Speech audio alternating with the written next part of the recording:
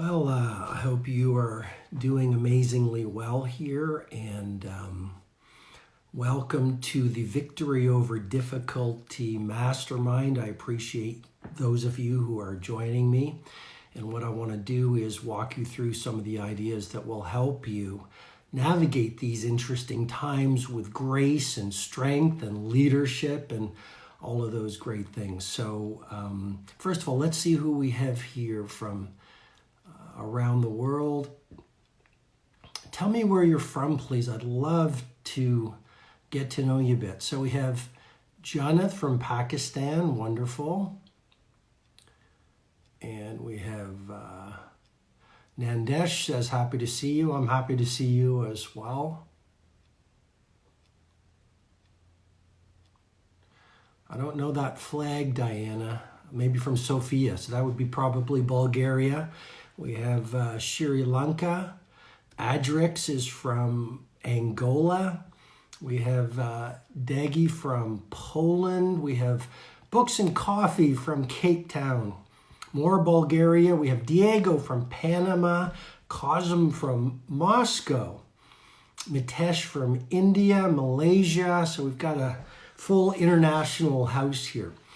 So what I want to do is I'm going to walk you through a series of principles that will help you use these interesting times that we're in. I mean, one of the first things I want to share with you is that stormy seas make strong sailors. And so what I'm going to do is I'm going to walk you through a series of principles that will help you understand how the pros leverage adversity into greater bravery and opportunity.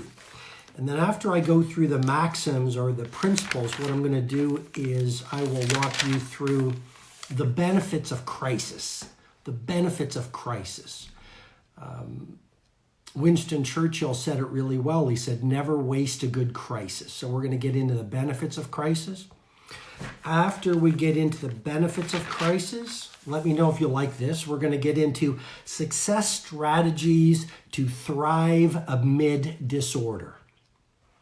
And then finally, I'm going to walk you through what I call the tacticology of growing in crisis. In other words, I'm going to get into morning routine, lockdown films that I think you should watch, a lockdown curriculum of books to read, and some daily rituals that hopefully will help you enormously. So if you guys are ready, let's get right into it.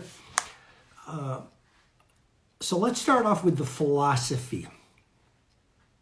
And the first maxim really is, and it's not my maxim, but the first maxim really is, stormy seas make strong sailors.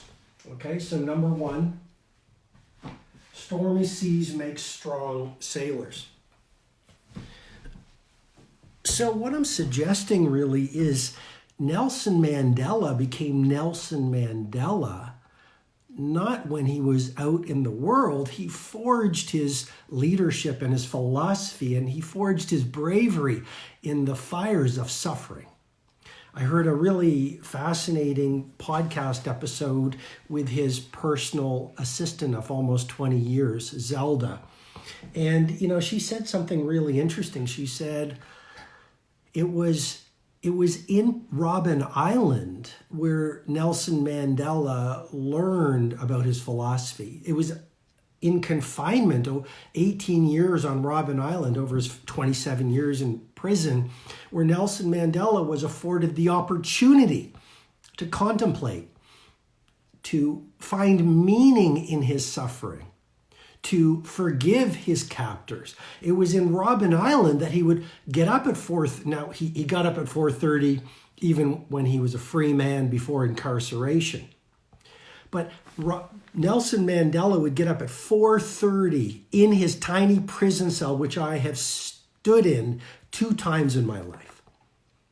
For any of us who are making excuses, we're in lockdown. Here's why I can't exercise. I'm feeling so bad because I can't go to the gym. And look, there's nothing wrong with feeling bad in these confusing times. It's okay not to feel okay. Having said that, if Nelson Mandela could get up at 4:30 and run on the spot and then do push-ups maybe we are not as entitled to our excuses as we believe. Nelson Mandela read when he was on Robben Island, which fortified his philosophy.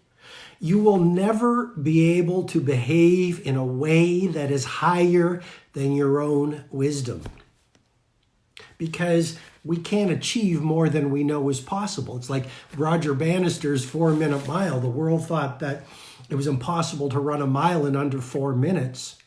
And then Roger Bannister ran the mile in under 4 minutes. And then within weeks and months, people did the same thing. Our psychological story either limits or frees our daily performances.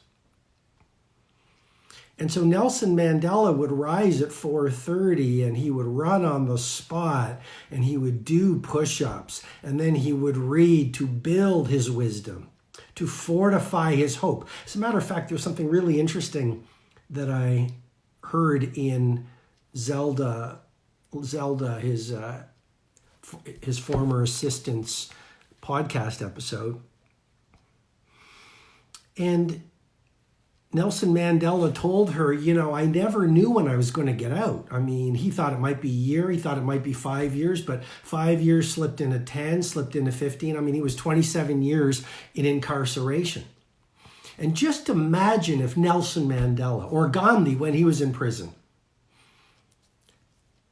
started counting down the days. It would be the kiss of death. And for those of you who are counting the days you're in lockdown, that is making the whole process psychologically slower. Why not be in the present moment where all glory lives? Why live in the future when the lockdown will end if you're in a nation that is still in lockdown? And so Nelson Mandela, as let's call it a hope strategy, just locked and loaded in the present moment. And he wasn't counting down the days because he ended up being in prison for 27 years. And so the first thing I want to offer to you in terms of some philosophy is that stormy seas make strong sailors. Churchill became Churchill May 10, 1940, when the King made him the Prime Minister of Britain. Before that, Churchill wasn't revered as a leader. Churchill wasn't liked by a lot of people. But once he was thrust into the fire of volatility, he strengthened himself and he stepped into who he was. My heart hurts for the people who are sick. My heart very much hurts for the people on the planet right now who are suffering deeply. I mean, I think we're all suffering, aren't we, right now? And having said that, this is the time we get to show what we're made of. This is the time for what I call asymmetric growth. A growth that is disproportionate from the growth we can experience in good times. I've grown in my tragedies, not in the seasons of ease. If I've grown, the man that I now am, I'm far from perfect, I'm flawed, I'm human, but who I am before you right now is not really a result of my seasons in the sunshine. It's the result of who I became when the world got knocked out from under me. So Churchill became Churchill in World War II. Nelson Mandela became Nelson Mandela in Robben Island. Rosa Parks, a seamstress in the south of America, became Rosa Parks, sort of a humanitarian and a civil rights leader to the world. Not when she was a seamstress and everything was going well. She became Rosa Parks when she sat at the front of a bus and refused to go to the back of the bus because of the color of her skin. And she says in her books, She says, I had no interest in becoming a hero. She says, I was just tired after a long day of work. My legs were sore. I didn't want to move because of the color of my skin. Martin Luther King became Martin Luther King, not in his times of ease, but as in times of discomfort. And I want to just, with great respect, challenge you. Are you using this time of acute volatility where the world has entered a new era, 20 million unemployed since this started in America alone, global economies on the verge of collapse, a pandemic taking over the world? Are you using this time to build your bravery, your wisdom, your compassion, your empathy, the noble virtues? Because as Winston Churchill said, never waste a good crisis.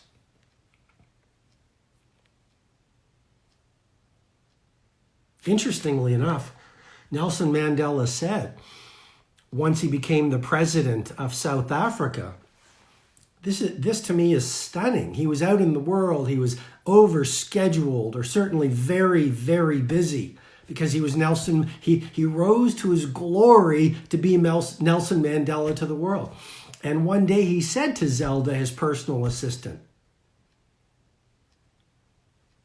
I wish I was back in prison. And she said, Mr. Mandela, why? And he said, because I could read. He suggested it was because there was so much structure. Human beings crave control. That's why there's so much anxiety in the world right now. That's why there's so much fear in the world right now. Because so many of us derive our access of power from a feeling of control. But we can't control life. We can't control nature. So the first point really I want you to deeply think about is stormy seas make strong sailors. I used to ski a lot. It was the tough runs that made me better. Some of the most beautiful flowers called lilies grow in the swamps.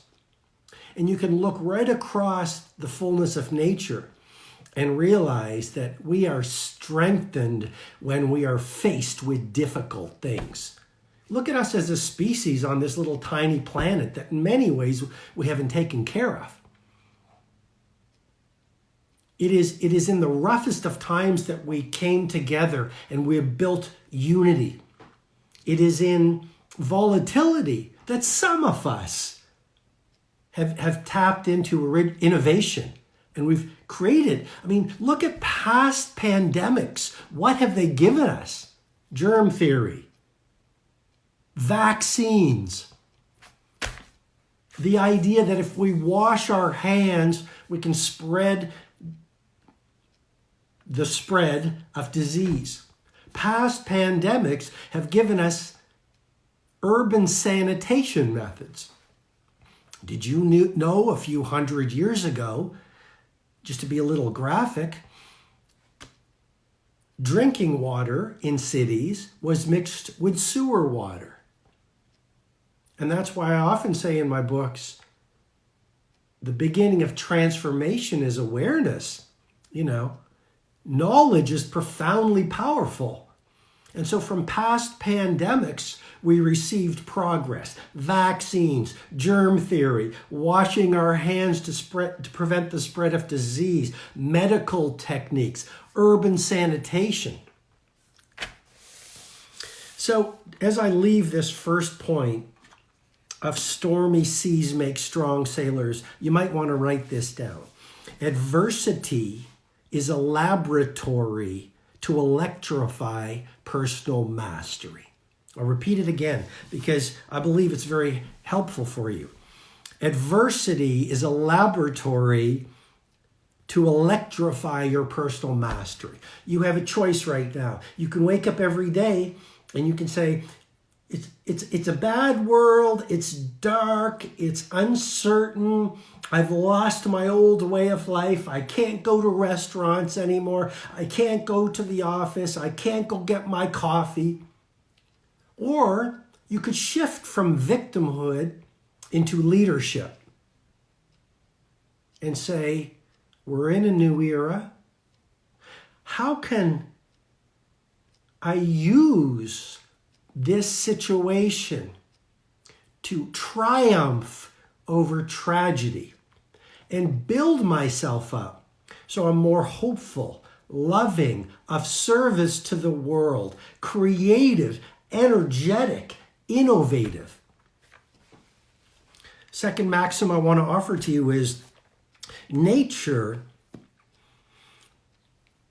creates order. And by the way, before I leave the first point, I want to offer you 7 noble values that grow in wartime.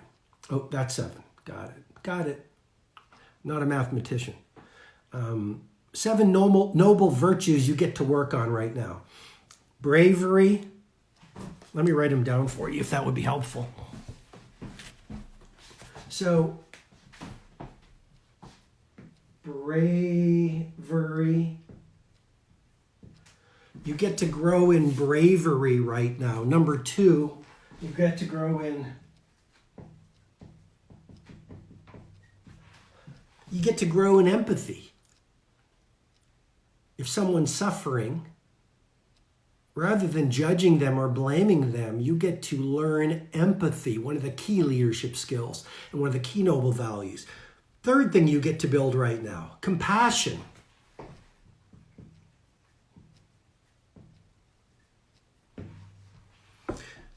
Fourth noble value, creativity.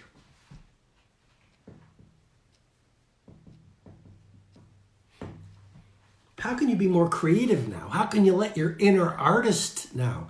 A lot of you are entrepreneurs and business builders. How can you bring new value to the marketplace that is much needed to serve your customers and your communities? It's a great time to be creative.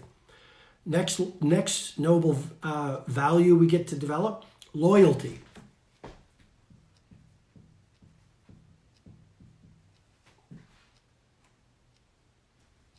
Ingenuity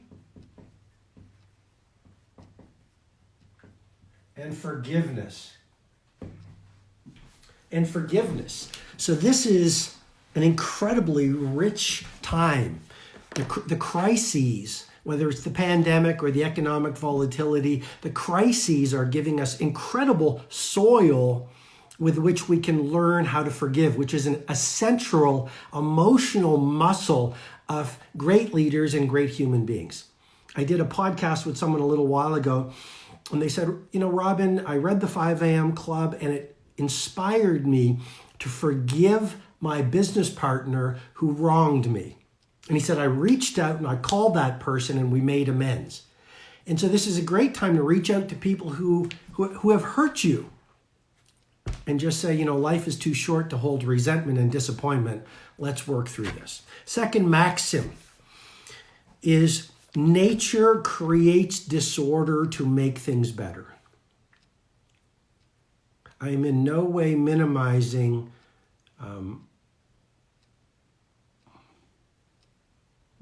what the people who are ill are going through right now. I'm in no way minimizing all the unemployment and the fear so many amongst us are facing.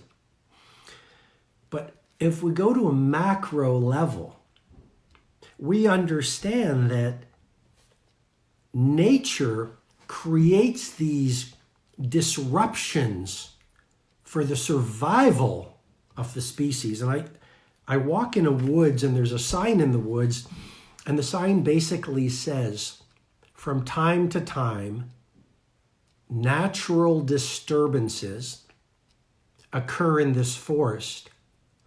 These disturbances, like storms, fires, windstorms, insects, are necessary for the long-term survival of the forest.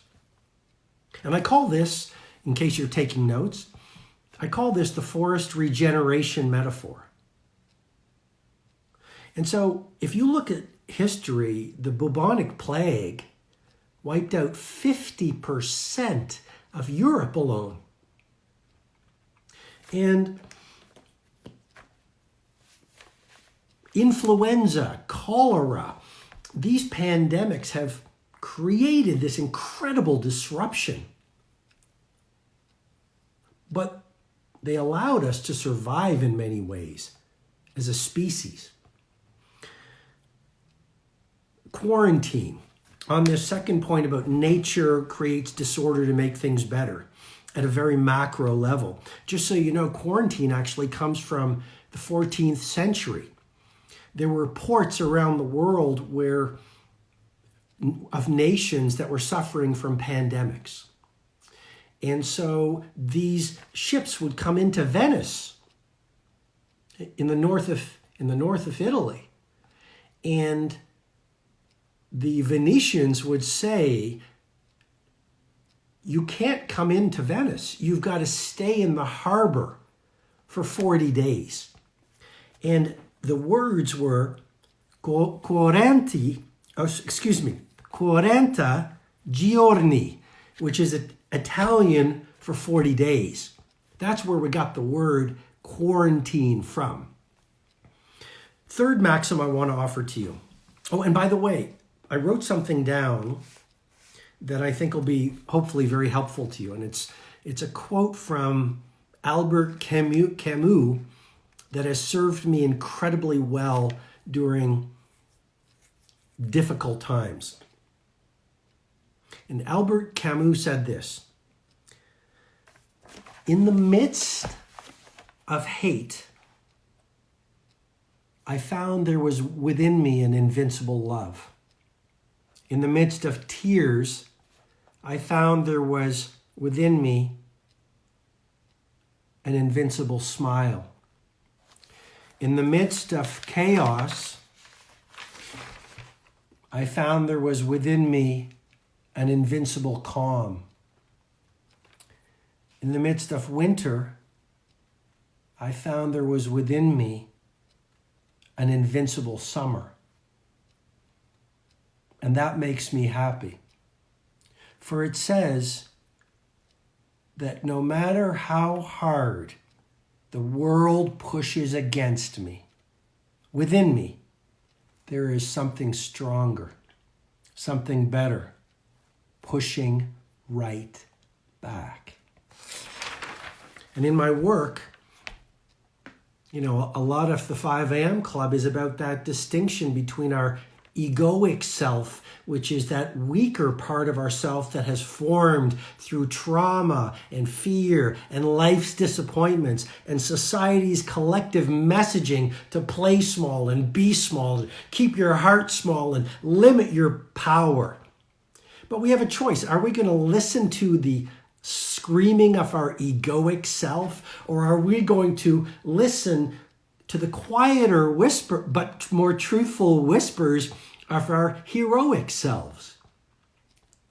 I'm going to give you some tactics on how to do that towards the end. So these are not just words. Third maxim: pain is purification practice for the building of private greatness. Pain is purification practice for private greatness. Okay, let's go even deeper because you guys are smart.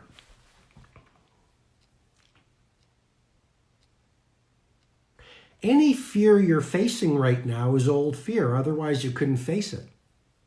You couldn't feel it. Any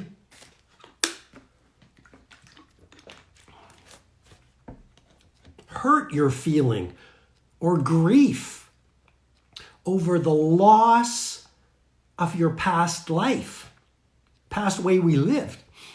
It's a loss, like death of a family member, like loss of whatever it is. A lot of us are feeling grief right now.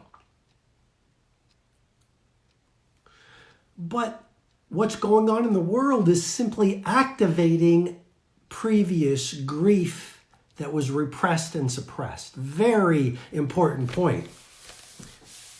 If you're feeling angry, I've heard a lot of people saying, I'm angry. I'm angry. I'm angry I've lost my job. I'm angry about the way the world is. I'm angry about the slow movement about, lockdown in some nations. I'm angry about the way some people are dealing with this. But here is the point I want to offer to you with great respect, which is any anger that you're now feeling that the crises have activated is your old anger. Any sadness you're feeling is your sadness. Any fear you're feeling about our unknown future was previously existing fear. So we can blame what's going on within our emotional lives, what I call in the 5am Club, heart set. We can blame it on the outer world, or we can do what the spiritual warriors do to build themselves up, to turn tragedy into triumph, to use the pain that we're all feeling to purify ourselves. And that's the choice of greatness.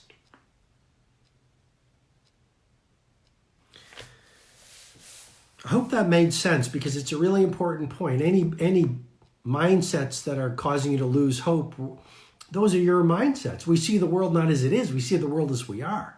If you see nothing but scarcity in the world right now, that is a reflection of what Joseph Campbell called your stained glass window. It's not the truth. It's your mindset. Any heart sets that you've accumulated from past micro or macro trauma, from past hurts, from past heartbreaks, from previous tragedy that you have frozen within your body and your deep subconscious are now being pushed. You're being triggered by our outer world.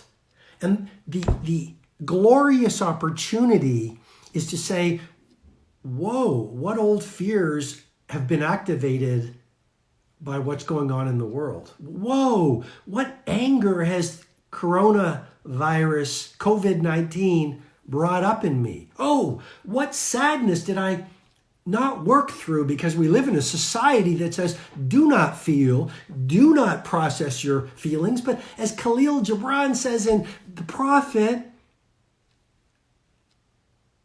if you do not feel your pain, you will not feel your joy. Khalil Gibran says in The Prophet, the same cup that holds your joy was burned in the potter's oven. And I worked hard in the 5am Club to explain that the doorway into joy is to feel through your emotional. That's why I don't subscribe to a lot of positive thinking. Does positive thinking work? Yes. But positive thinking without healthy feeling leads to denial. I'd read those books on positive thinking that said, you're going through tragedy, you're going through adversity, you're going through chaos. Look for the rainbow in the rainstorm. And it just never felt right to me. If you're suffering, feel your suffering. Don't dishonor your suffering. Feelings are not bad. Let's not judge them. Our society says, if you're not happy, there's something wrong with you. We're human. We feel happiness. We feel sadness. We feel confidence. We feel fear. Fourth maxim, inside tragedy lies the opportunity for triumph. So I think of Bernard Arnault, who is the leader of LVHM, I think he's Europe's richest man, and LVHM is Louis Vuitton Hennessy Moet, which is the luxury goods powerhouse. Okay, so the French government went to Bernard Arnault and said, we need hand sanitizer for the frontline workers at hospitals in Paris. And we're running out. Can you help us? Now listen to this. Bernard Arnault, with a single text, replied to his right-hand person. When the right-hand person said, can we get involved? He basically said, let's go. And he and his team leapt into action, and they literally turned around some of the assembly lines for their luxury goods, Louis Vuitton handbags, etc., to make hand sanitizer. And they actually got some of the bottles that had their perfumes, I think Louis Vuitton perfumes, and they used the same bottles, but they made hand sanitizer. And listen to this. Rather than sitting back and saying, we can't do anything, suffering from ostrich syndrome, what did LVHM and Bernard Arnault and his team do? Within 72 hours, the first hand sanitizer came off the LVHM assembly line. A few days later, nurses, doctors all received it and were able to sanitize their hands. And they would go on social media and they said, thank you, Bernard Arnault. Thank you, LMVH. Because even the bottle is beautiful, aside from the health benefits. And so I invite you, to ask yourself, in this tragedy, in the loss of our old world, because it's never going to be the way it used to be, business travel will change. Human interaction will change. The way we deal with each other will change, hopefully for the better. The way we work will change. The way we conduct our lives will change. But why can't that be better? And if we train our brains and wire our hearts and cultivate the behaviors and install the spiritual rituals that cause us to just by default say, how can we look for the benefit in here? Then we're going to be able to thrive and make our lives even better for ourselves, for our families, for our teams, our communities, and for the benefit of a better world.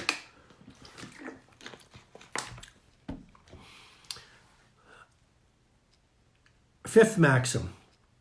It's a big one. Personal mastery is the gateway drug into worldly glory. I'm going to repeat that again. Personal mastery is the gateway drug into worldly glory.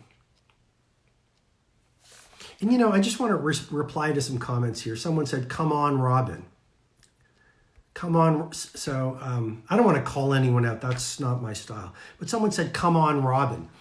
And if I may, with as much respect as I can offer to the person who said, come on, Robin, how can we see triumph in tragedy? Is not the whole story of human progress, ordinary human beings, finding themselves in difficult circumstances and being innovative and surviving and using the difficulty to become stronger? And for the person, I'm not in any way being disrespectful, but it brings a key point, which is if you're saying, come on, Robin, how could I rise amidst this disorder? Then that very entrenched belief that the world has sold you is what's limiting you. We cannot act any higher than our psychological and emotional, physical and spiritual stories. I don't think we only have to strengthen our physical immune system. I think this time we have to strengthen our psychological immunity, our emotional immunity, our spiritual immunity. I haven't heard anyone talking about that.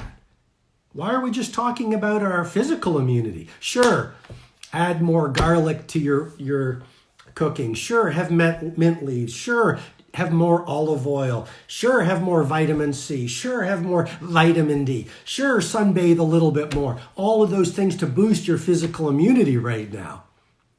But what about your psychological immunity? What about that wonderful soul who left that comment for me? Come on, Robin.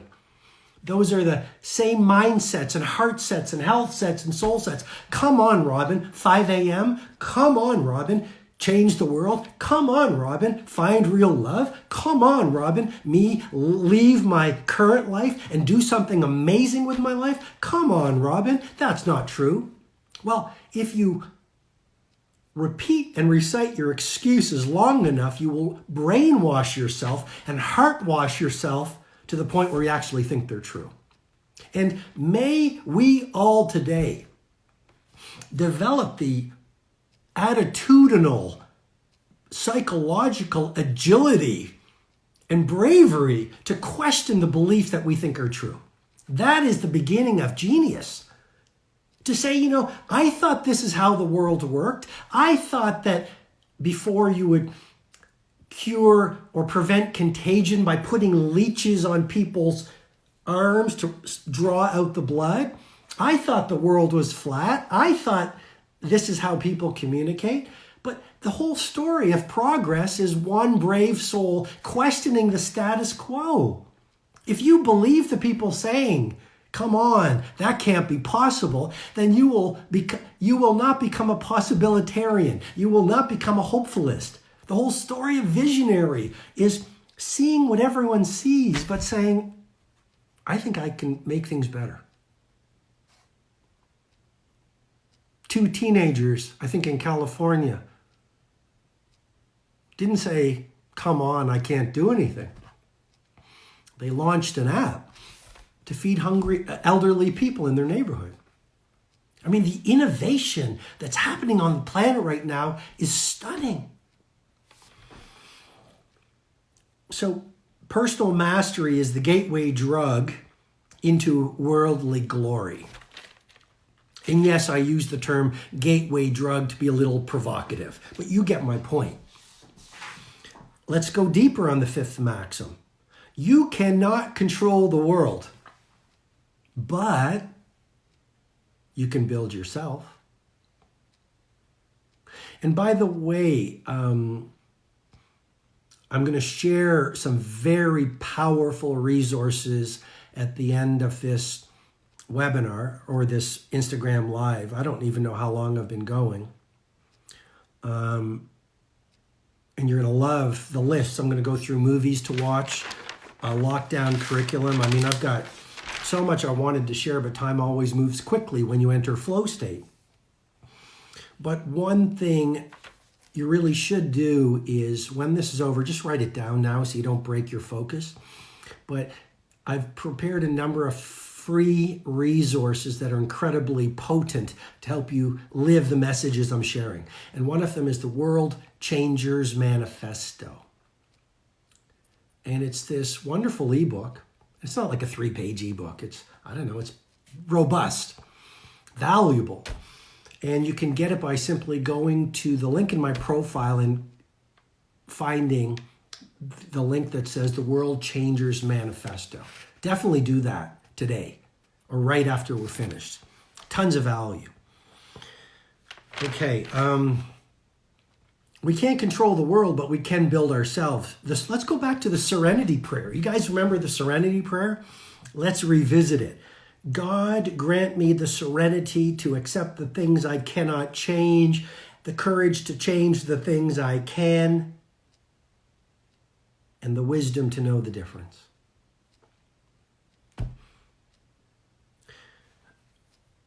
What my heart breaks,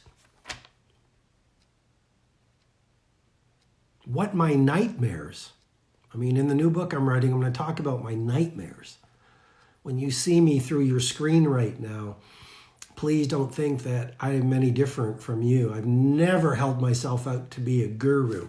I've never tried to suggest my life is perfect. I've never tried to suggest that I know all the answers. When I hear people talking about how self-aware they are, I mean, here's my humble opinion. The more self-aware, let me put it this way. Self-awareness needs no advertisement.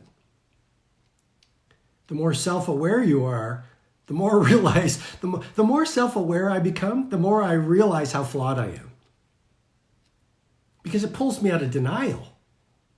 The more I start to learn, the more I go, wow, that was a faulty belief. Oh, wow, the more I do my emotional healing, the more I realize this is going to be a journey of a lifetime.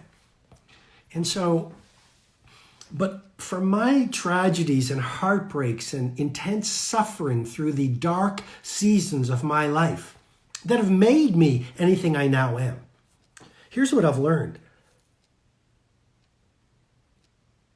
Life tries to take away the external things that you base your power on to teach you the value of your own power, your human power. I think it's in the Bible, be in the world, but not of the world. And so this time of enforced quietude is teaching us one of the greatest of all human spiritual lessons: letting go, detachment. Am I saying there's anything wrong with external things? Never. Even in the monk who sold his Ferrari. But the key is enjoy the Ferrari or enjoy the material thing. Enjoy your house, or if you have a nice watch, enjoy it. Or if you have a big title, enjoy it. We're meant to enjoy the worldly pleasures, but we're not meant to base our sense of selves around the size of our houses and the largesse of our net worth. This is a big point. Like what the world is doing is it's causing us to let go of our egoic natures so we can build intimacy with our heroic selves. That sense, that part of us that lives there, that the world taught us to forget. You know, on the last hour of your last day, I don't know how much time I have here, and I know Instagram bumps me off after an hour, but there's some philosophy, Stoic philosophy, that said Alexander the Great ended up in the same state as his mule driver. So all these, like let's get more money and bigger houses and faster jets and nicer yachts. On the last hour of your last day, that doesn't matter because we all end up as dust. And so perhaps we're learning what's most important. Perhaps we're learning not to base our self-worth and our identity on who we were in the world, because all of that is dissolving right now. And we're being forced to confront the value of every human being within ourselves. We're being forced to look at not who we are based on external power, but what is our internal power. And the great news is nothing on the outside can ever take that away. Your power to dream, your power to honor your values, your power to be loving, your power to serve a neighbor, your power to have a smile when everyone's afraid, your power to get up at 5 a.m. and use that victory hour from 5 to 6 as a shield. So when you walk out into the world, maybe it's on Zoom, that's how we now walk out in the world. But you've fortified your mindset. You've battle-proofed your heart set. You've escalated and optimized your health set. And you've increased your soul set. You don't have to live like most people are living right now. If you dial in the 5 a.m. club method that I teach in the book, and you learn how to bulletproof and battle-proof and fortify yourself, the way your days unfold are fundamentally different. And this is not only philosophy. This is neurobiology. Read about reducing cortisol. Read about norepinephrine, which improves your focus. Read about dopamine, the inspirational neurochemical. Read about oxytocin. Read about BDNF. Read about serotonin, which is released when you exercise, that makes you feel better. You don't have to feel bad. Whew. Yes, I'm very passionate about this information. This is my oxygen. And that's why I got fired up when someone said, oh, come on, because this is science. I read something, University of Southern California has done some research. Fasting increases your immunity. Fasting promotes stem cell release. Fasting increases your white blood cells. Fasting is in many ways, and the term is autophagy, and we can talk about it, autophagy. But fasting is a mechanism, scientifically based, to get stronger, to live longer, to raise your immune response and your immunity. And that's why information is power, but obviously ideation without execution is delusion. And then people sometimes say, Robin, it sounds so easy in your books. It sounds so easy on your Instagram lives. And I go, yeah. Kobe, while he was alive, would say, here's how I did it. Yeah, it sounds easy. What made Kobe Kobe is he was in the gym at 3:30, living it. Let me go through some quick benefits of the crisis. Number one, the enforced quietude of lockdown. We're getting to know ourselves again. I love what Blaise Pascal, the French mathematician, said. You might want to write this down. And I'm going to, unless Instagram ends this, because I've gone over the time, because I don't have a digital clock in front of me. Here's what Blaise Pascal said. All man's miseries derive from not being able to sit quietly in a room alone. We were too much of the world. Too many of us lived our lives like 5-alarm fires.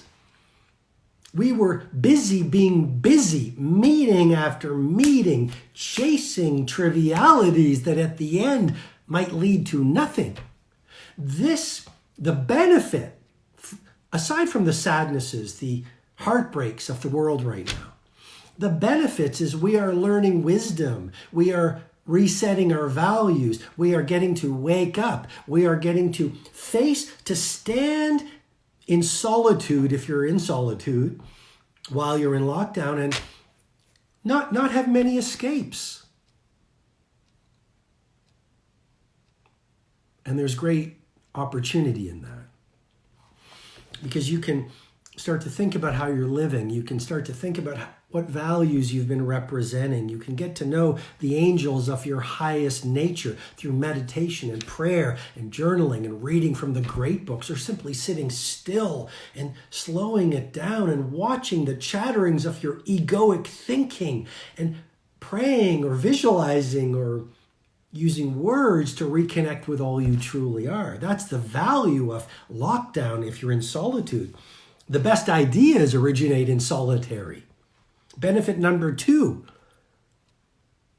we're returning, I'll put it to you this way. It's counterintuitive, but we're increasing our freedom while we are in lockdown. Because we don't need things the way we used to. And we're learning to make do. We're living closer to the bone. And that so speaks to me.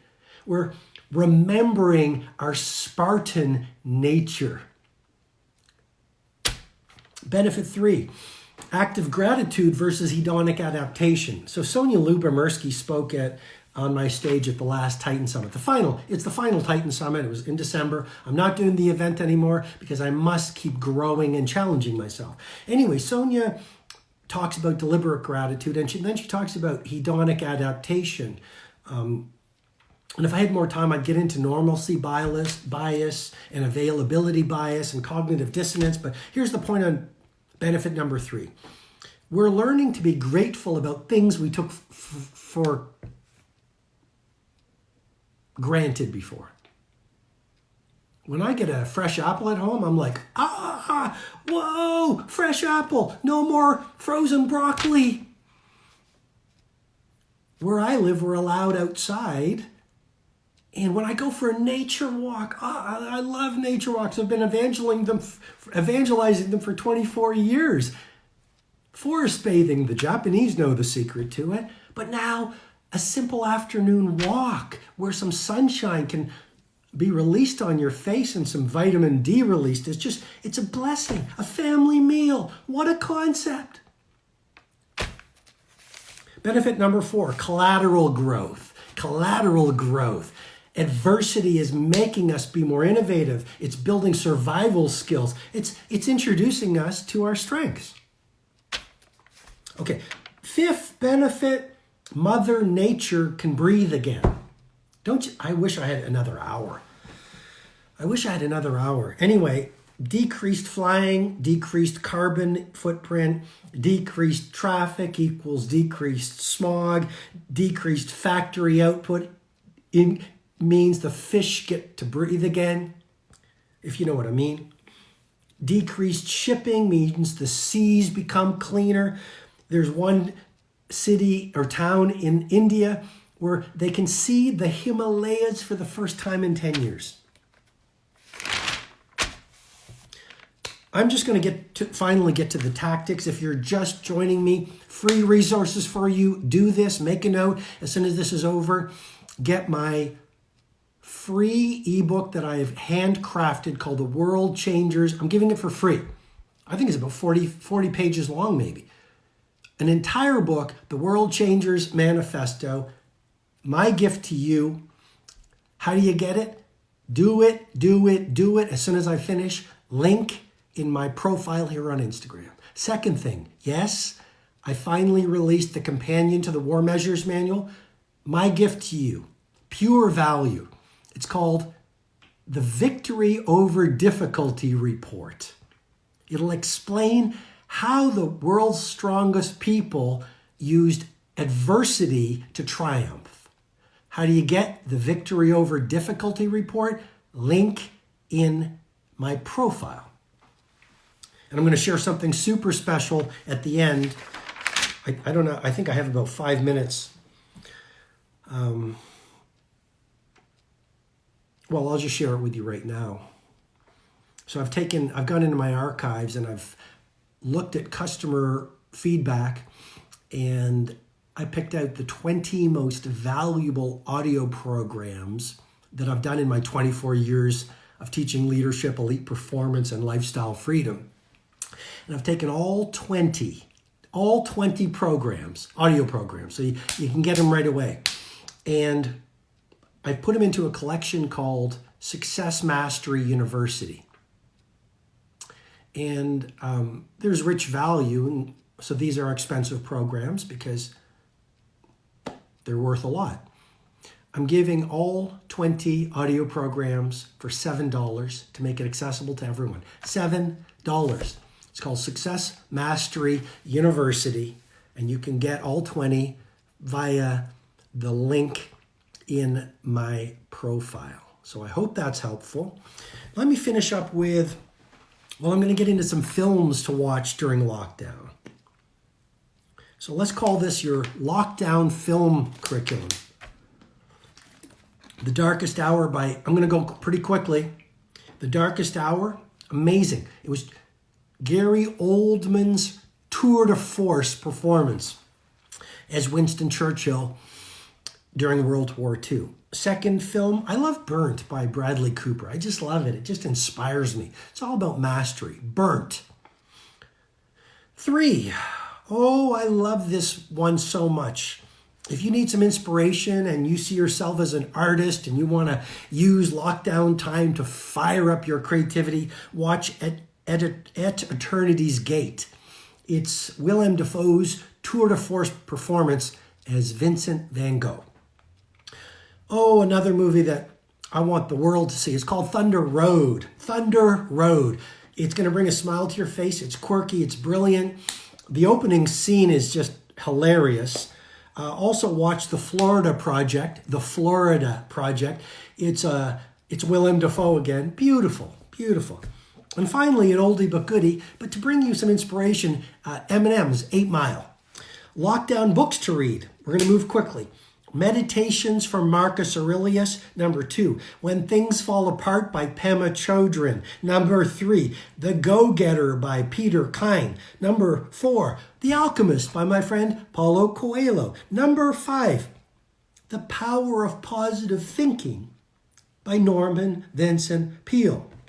Number 6, yes, The Monk Who Sold His Ferrari. It's transformed the lives of millions of people because it works. Read it. And finally, I'd be remiss in not mentioning something I spent 4 years of my life on, the 5 a.m. Club. It's currently one of the best-selling books in the world. It's a it's not a motivational book. It's a manifesto to live your heroic nature. Read the 5 a.m. Club. Final tactics, morning routine. Just sweat first thing in the morning. Okay, push-ups, running on the spot. It'll release BDNF, increase dopamine, serotonin. Fasting. Explore. No medical advice. Explore fasting. It's called autophagy. Here's what the research from University of Southern California. Fasting kickstarts stem cells into producing new white cells which battle infection. Here's the quote. It gives the okay for stem cells to go ahead and begins to proliferate and rebuild the entire immune system, said Professor Walter Longo, professor of gerontology and biological sciences. I've been big on fasting for a long time for myself. It works incredibly well. You'll even save money on your grocery bill. Don't tell anyone. I'm joking. Foods that build immunity, no medical advice. Here's what I'm having a lot of. Blueberries. I'm cooking with a lot of turmeric. Oh, another benefit. You get to work on your cooking. Home cooking. Blueberries, turmeric, because they have curcuminoids. Read about it. Ginger. Cooking with a lot of ginger. Garlic. Oh, I have 2 minutes remaining. Yeah. Okay, final things, meditation. I've been evangelizing it for a long time. Family meals, if you live with your family. Music playlists. Finally, because I know this, and last time it didn't let me save it. I want to save this.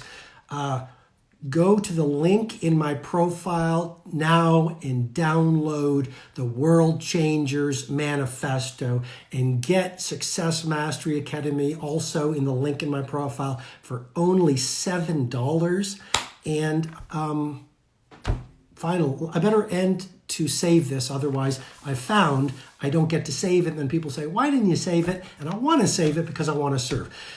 I hope this is helpful. I've come to you today with a spirit of service to remind you of how big and strong you are, and giving you not only philosophy, but science and neuroscience and tacticology to help you.